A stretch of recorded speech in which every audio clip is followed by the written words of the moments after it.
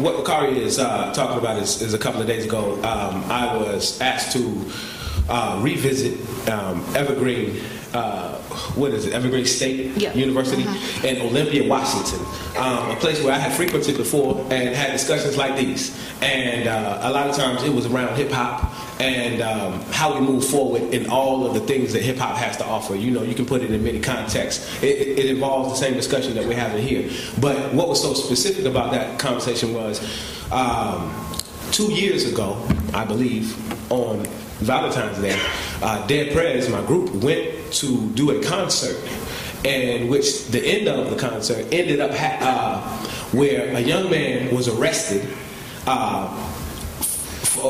unjustly, and the 1,000 students who had attended the concert, he was arrested during the concert, and directly afterwards, what immediately ensued was, I guess, what you could call an uprising. It wasn't a rebellion; it was an uprising that was kind of it was staged by anarchist organizations, students who are ready to get involved right at the moment, provocateurs, because that's true as well.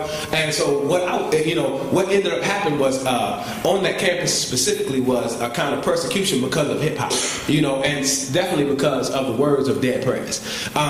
So one thing that I wanted to do was go there and kind of mediate that situation.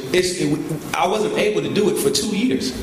I wasn't able to go back in that place for 2 years because that night, what happened was fires, an overturned police car, and about 5 a.m. in the morning, the National Guard showed up to stop this thing that happened after a Dead Prez concert. So, mind you, they didn't want to see no parts of M1 or Stickman or Dead Prez back in Evergreen.